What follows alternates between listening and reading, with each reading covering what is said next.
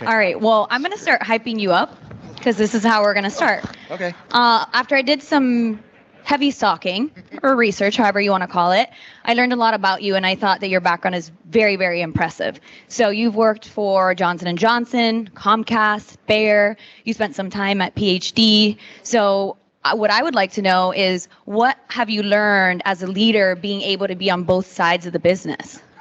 And wow, that was a good question to start with. So, well, first is I love small companies. I figured that out. That have no politics or anything. That's why I tend to gravitate towards. That's a joke. I don't know. Was that not? I mean, we had a lunch. People like small companies. Anyway, well, so a couple things. I think. So I started my career agency side, and I went to the client side because I always wondered why. Because I always believed I deserved more than I did, and because I was immature. That like, why do clients not make the decisions that I thought they should make? And so I figured the best way to figure that out is if you go to the client side and you figure out like who gets to make those decisions and why. And I think it took me 2 weeks to go, oh, I totally get why 80% of what we tried to sell you as an agency, you did not buy. And it wasn't because it was bad ideas. It was because a part of them were bad ideas. A part of them were, oh, you have to go through like 6 rings of Dante's Inferno to actually get someone to put up a click to call page. This is going back some time.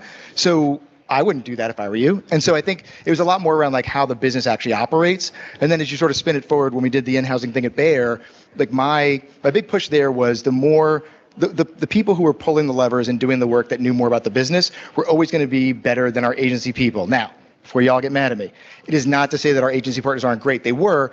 It is just the fact that like you're so engrossed in the business that you can't help but know stuff that you just can't. And by the way, like we were part of the problem by not sharing that stuff with our agencies. So like I'll own where we were bad partners. I think it's just, but there is some inherent nature of like, even at a good partner, you're not literally sitting there hearing the CEO tell you like, hey, here's the priorities of the business. Here's where we're losing in Walmart. Here's where we need to do some things over here. You just don't get to get that message as easily. Absolutely.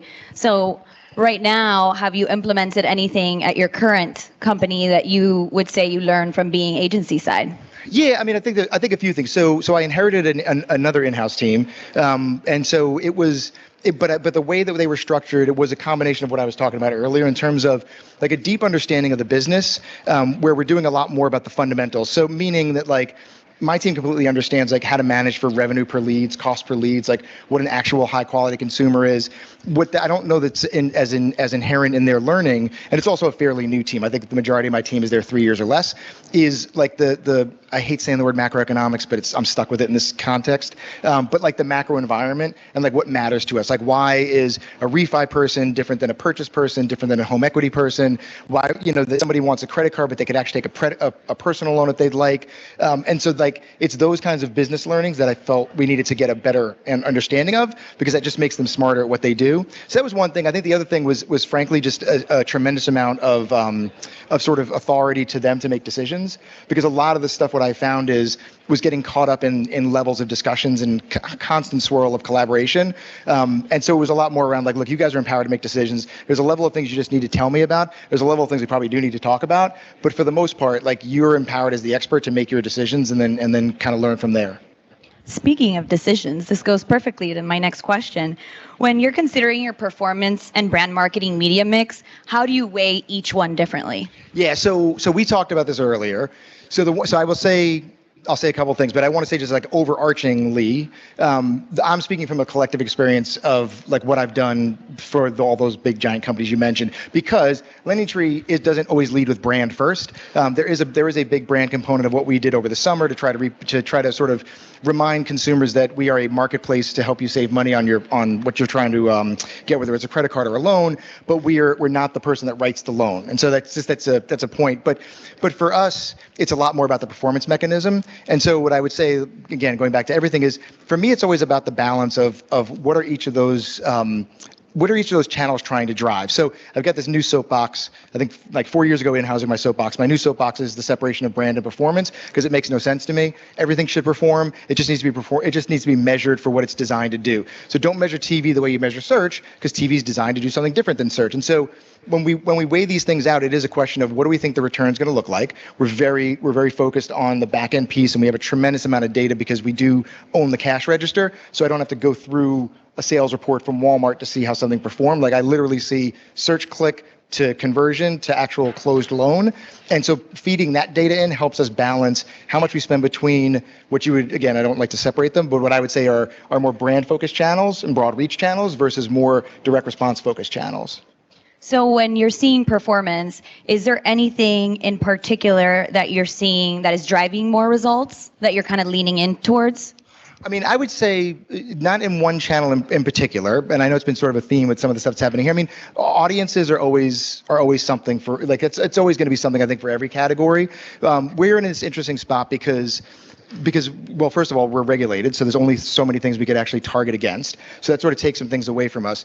The other piece is we really don't know any age limitations, right? Like, I mean, you could be a 20-year-old and be buying a home or getting a credit card. So there's a lot of stuff that we do that is broad-based, and what we try our best to do is layer over some level of targeting that lands us safely in the world of privacy. That does say, like, here's ones you can go after. So I would say audiences and specific niches of audiences are good sources for us. Right now we're seeing some good lists with creative optimization that we're doing, because we were very focused on sort of like, you click on, if you've ever seen one of our ads, and God, if you haven't seen one of our ads, I'm shocked you're not on the internet, let's just put it like that, because we serve a lot of impressions, but it's very much click driven. It is very much calculate your payment, find out how much your home is worth. So it is, but what we find is that people click because they're curious. And so we're trying to put some more sort of creativity around that, in terms of, like, instead of just saying find how much your home is worth, it's what could your backyard look like, and then that leads you down the path of a home equity loan. And so that's the sort of the changes that we're seeing in terms of creative and how it yields performance. Got it.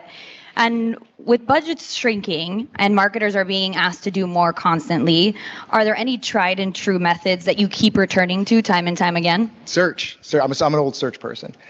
So very old search person. But I mean, yeah, I mean, it's first of all, I do think search has advanced more than people like to think it has. And I remember even when I was on the agency side, it's always like, well, search is like boring, and it's this, it's always the same. It's not actually the same. The reality is, especially in our space, it is a very research heavy, research intense product. And so I think for me, the foundation always starting with search is because it is the answer to your question. And again, frankly, like, unless you have experience with, again, buying a home, you have somebody in the lending space, you don't know what's the best, and you're trying to educate yourself. So there's a whole sort of curve around, like, education to action. I mean, I don't think it's a traditional funnel, but I do think there's a lot around what we offer in terms of education and advice that is grounded starting in just simply search. And I think that's really our first piece. I mean, we're seeing success in other channels like display and social, much like I'm sure other people here are, but for us, it really does live a lot of our stuff lives and dies in the world of search. I really should have had this conversation with you a couple months ago before I purchased my first property. Yeah. So with a big team, I'm asking this from, like, all your past experience, how do you collaborate with internal departments to ensure that each team's KPIs are aligned and that you have cohesion across the board? Yeah. So, I mean, this again goes back to, like, what are we doing as a business?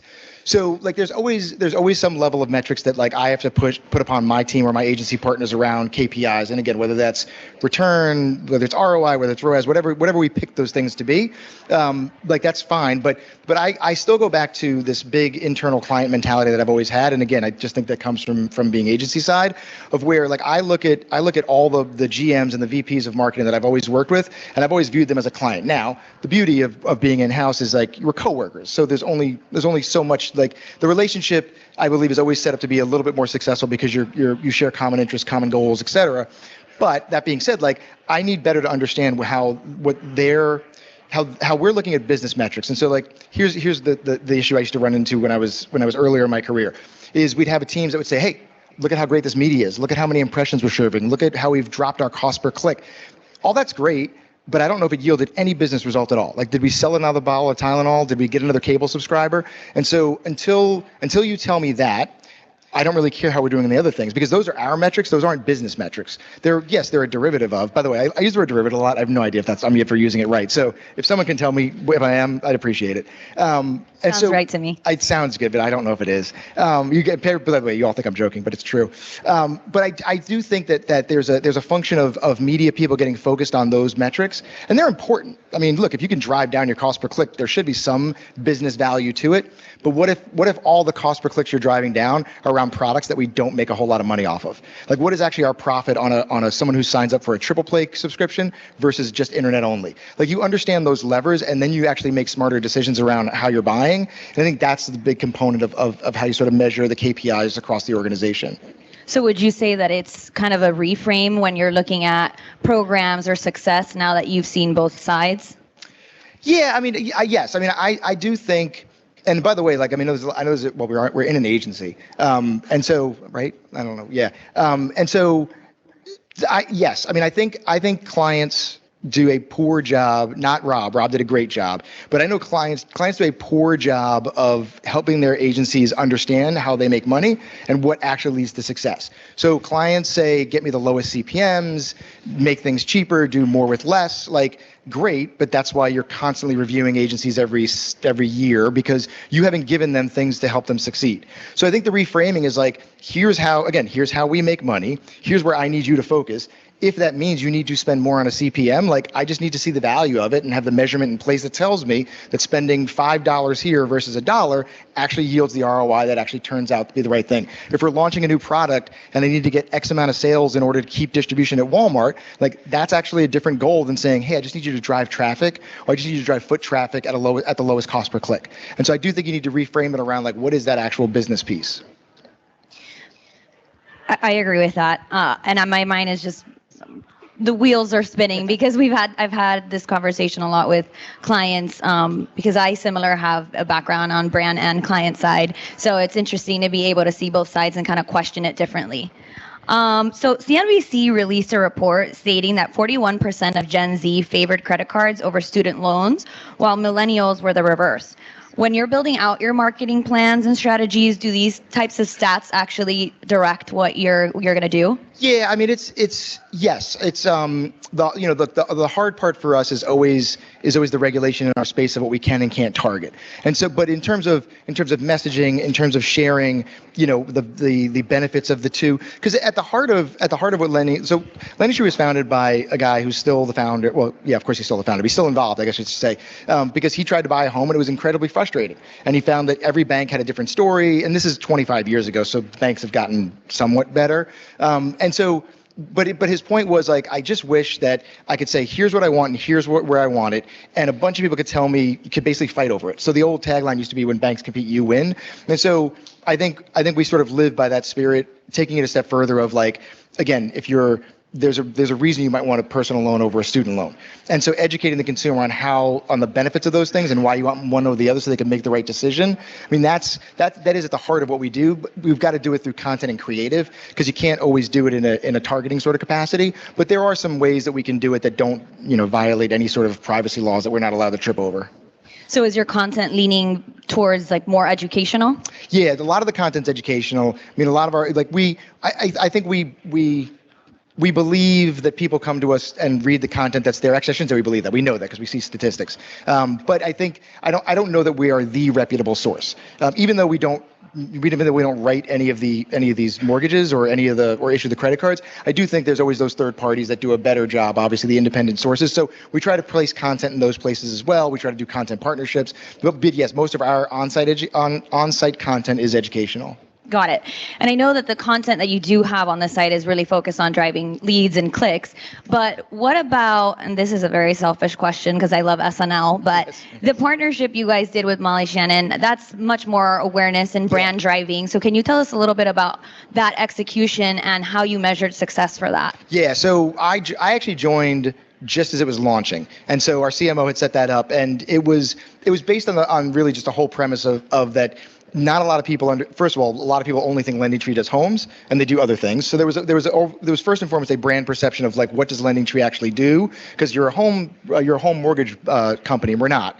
And then the other thing was, Yeah, we needed to get our awareness up because going back to my search comment, look, no secret, we spend a decent amount in search, and the best way you can get that number down on non-brand search is to get brand search going. And so we needed to do a combination of reframing who we were as a company or who we are as a company, as well as finding ways to drive more brand awareness so that we could actually get more traffic through that source. And so that was really the point behind it, which is why I think most of the Molly Shannon characters, Linda, like most of Linda's commercials are focused on personal loans, auto loans, like the types of things that you don't always think to us for. In terms of measurement, I mean, we did our traditional, the ROAS looked good and, the awareness was raised. It's those metrics that when the majority of your company is born and raised in lead generation, there's always a skepticism to what it is. But it was clear that we were definitely getting tailwinds in other places because we were getting better, and we were getting more traffic in search. We were getting more direct traffic. It was having an impact. It's just one of those things that's hard to continue to maintain. Well, first of all, in this economic environment to begin with, but also when you're, at your heart, the company is a marketplace company that is, it's really focused on driving those efficient leads. So are you guys still working with her in terms of just from a branding element? Yeah, there's a little bit of creative stuff that we're shooting with her that's going to be used for social, but not doing TV right now anymore. And I think we'll see where that goes after this. I can't wait to watch. So I heard a lot about data during this session, all day today. So I'd like to know how important data is influencing your decision making and strategies. So for example, what does first party data play in your marketing efforts? How do you use it, target customers, learn, evolve? Yeah, so there's a couple of good things that it's funny because when I left Razorfish, I went to Comcast, tons of first-party data, but years and years ago, incredibly unorganized. They didn't really know how to use it.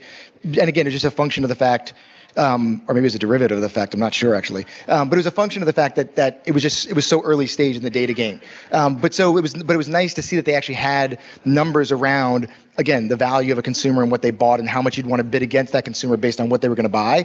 So like that always stuck with me after again, coming from the agency side. Next two stops were healthcare companies, CPGs. I don't think any of you give your CPG company an email. No one wants a relationship with their mouthwash. And so there was no data. I would. You don't want a relationship with it. It's pretty boring. You want $1.40 you want the $1 off coupon, but that's about it. But it made it harder to actually use that first party data. So then I end up here, and again, there's a ton of first party data that we have because we have the form. We get information back because it helps us drive our quality in terms of what we go after. So we understand when a loan is closed. We understand the loan amount. We understand cost per funded loans. We understand a lot to take that and either create lookalikes around that or go to audiences or go to partners who can do things in a legally privacy compliant way and actually find us those audience pockets. Contextual becomes a big piece of that, just around finding people who are interested in certain topics. So we use a lot of that. We're trying to get better at lifetime value and cross sell. I think our challenge there is the return customer. If you come to us, you may open up a My LendingTree account, you may not. You may use one email and then another. So we're trying to understand what does that look like in the back end, so that we can do a better job of realizing, hey, this was a customer of a home loan 5 years ago. Maybe now's the time to send them a home equity, email. What's the right life cycle consumer management on that point? But first party data plays a huge part in that. So how do you plan that out in terms of if somebody falls off and you're trying to kind of retarget them? What does that look like? Yeah, well, right. If they fall off, we kind of lose the thread a little bit. We do some immediate retargeting stuff, but it's not as developed. It's not a great answer, but it's the answer we have now. It's not as developed as it needs to be because a lot of our focus tends to end up coming short term. So, but we are thinking that, again, we've got this built-in consumer base that is either signed up for my LendingTree account or done business with us. We have to find a way to reach them again. It's just finding what the right messaging is and where they are. And frankly, some people don't, have flipped emails from the time they got their mortgage with us, that it makes it a little bit harder to track that all down. Right. So I know that measurement and specifically multi-touch attribution is important to you. With that in mind, can you expand how LendingTree measures attribution across your channels? Yeah, so we're in the process of implementing multi-touch attribution. I don't know if anybody's done it. It's horrific. It's great when you do it, but it's hard. I've done it 3 times now, and I don't know why I keep doing it. But I know why I keep doing it, but it's just very hard to implement in a system that doesn't have it. And so for us, a lot of it came down to, so historically LendingTree was last click, and that for 1,000 reasons is the wrong way to go. And multi-touch for us is more about how are these channels influencing each other, because that's been our biggest gap. So I only joined 10 months ago. So what I heard coming in was that we didn't know the impact of upper funnel or of display or of non-clickable things on everything else that we were doing. So multi-touch gives us that view of like, okay, all those display ads that nobody's clicking on, but they are seeing, like they are having an impact on search. Or there's lots more opportunity in social, even though nobody's clicking on those ads. That there is more. There are people getting that message and coming through another channel or coming direct. So it's about us getting that view and then changing the behavior around that. Because I think that's the biggest challenge people run into when they do multi-touch is something that's not as black and white. Well, I think there's a couple things. One is something that's not as black and white. So when we did multi-touch at Bayer, it was very clear, stop buying WebMD, stop buying high CPM deals that don't turn a dollar in profit, and go buy a lot more exchange-based inventory. And so that was very night and day. In some instances, when you look at the way people come through our channel, it is about, look, we're never going to scale. I say never, but like odds are that I'm not going to find a data point that tells me to scale back on paid search because I still need to win that click. Then what I think I'll find is that there's other channels that have an influence on search that I didn't think had an influence, and I want to fund those more. So when I talk to our CFO about it, a lot of what he says is like, what's the behavioral change? He goes, because I'm fine measuring all this data, I'm fine investing in this as long as we change our behavior. So if our budgets stay the same in terms of allocations, then either we were right the whole time and we didn't even need to do multi-touch. It's not the answer. Or we have to change our behaviors because we see what's happening, and that's what the goal is. How quickly can you do that and implement? Change. Oh, well, you mean after like getting a report? Correct. Oh, I mean, so we're a very like it is a day-to-day audit. It's a day-to-day thing with us, meaning like the housing market, the people that will write a loan, like there's a daily capacity that we manage against. And at some point, there's no more loans to be had in a day. So there is a lot of like, how do you manage that? Now, that being said, you can't take multi-touch attribution data and actually do it day-to-day because there's just too much to read at once.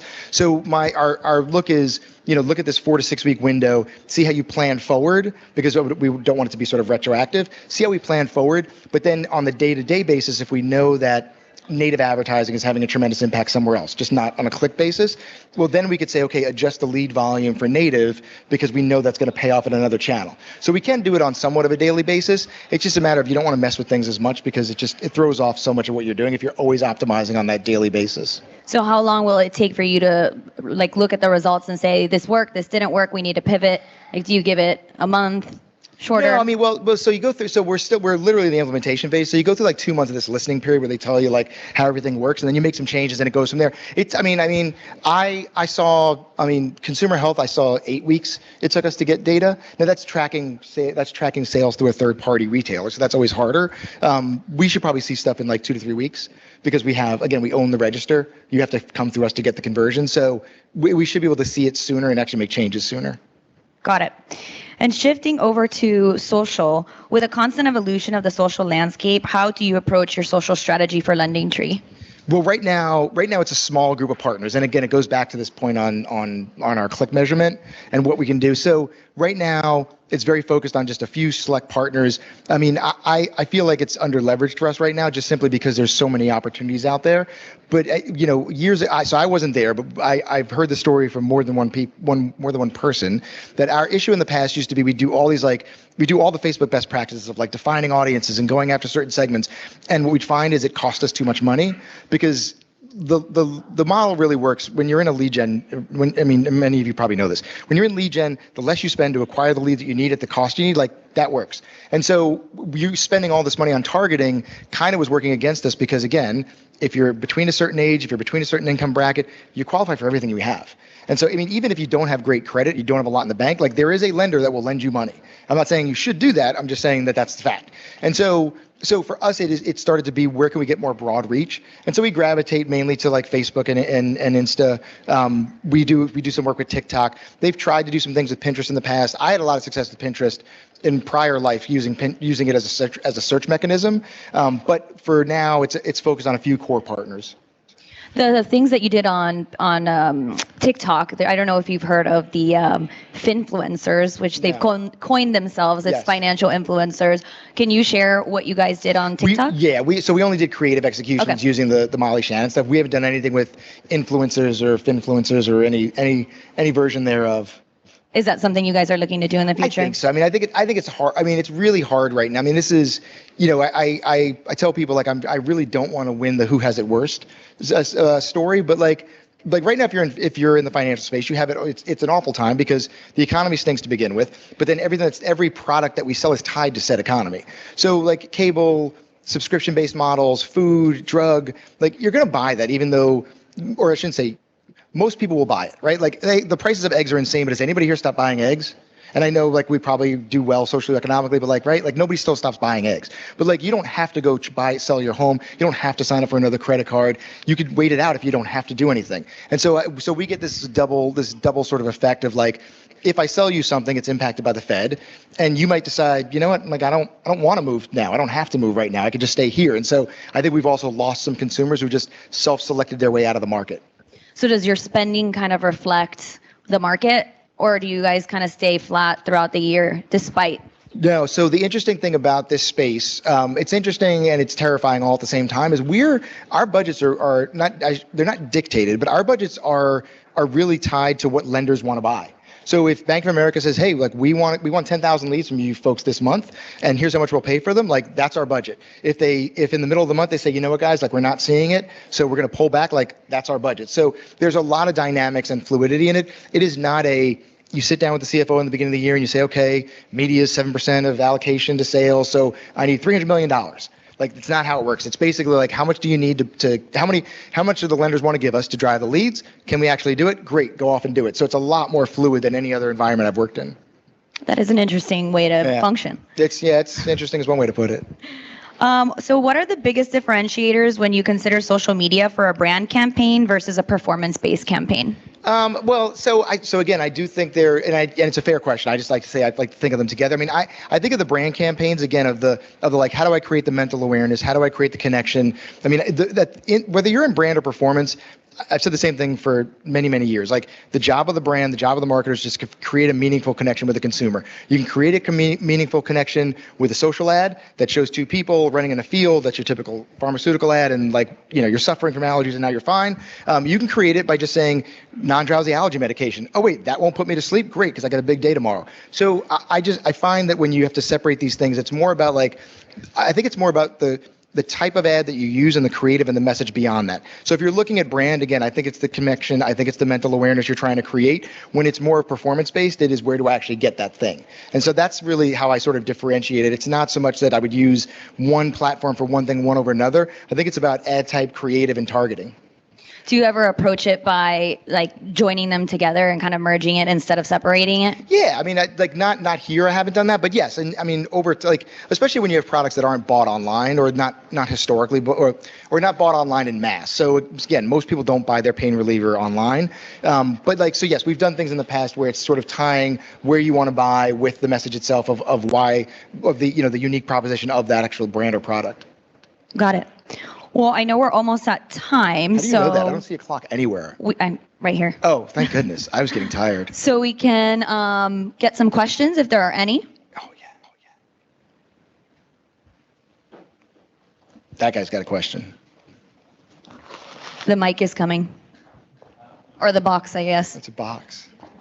Box mic. Oh, right. Yeah, thanks so much for sharing all this information. It was great. I'm really curious how you're approaching organic content on social, short form video. Even if you're not working with influencers, how are you as a brand trying to, educate users on what you guys do and the value you bring? Yeah, so thank you for asking that, because it's funny. That's another new thing for me, because once again, organic Listerine that's just never played out, organic Aleve, I don't know, there's no good rhythm for finding that. But with what we're doing at LendingTree, there is a decent amount of organic content. It's mainly around educational things. So again, what loan's right for you, what should you be looking for in terms of products. So it's a lot more around that. It's a lot more educational than it is anything else. I mean, again, the idea is that you learn something, you realize we're the people who taught you it, and maybe you come forward with that. But it's a lot more focused around that than anything else. And just quick follow-up, have you guys been taking content that you've traditionally made for, more highly produced, your website, TV, and kind of splicing it together? Or have you tried making more native TikTok content that incorporates some, I guess, you said best practices, but that's focused in a style that's kind of similar to how creators are already approaching the platform? Yeah. Do you work for a company that does that? Well, yeah. Oh, no way, right? But I also work for TikTok, and I'm kind of then that's different. An influencer, so I've done a few of these where I can understand the questions after time. So yeah, I mean, a little bit. Like, not, we haven't done it as much as we should because we just started like maybe 2 years, maybe less than 2 years ago, really like taking that content and putting it there. I do think that because we have an in-house production team, I think they try to get as much mileage out of every piece they shoot. So whenever I do see them doing internal, the production team, I see them, we're based in Charlotte, I'm there like once a month, and I see them doing their work, and you can see when they're like pulling out different devices, different backgrounds. So I think they're trying their best to take, one asset and make it work for platform, which is great because I've lived in lots of worlds where it's like, take that 30-second and just put it in everywhere. So it's a little bit different there. No problem. Another question over here.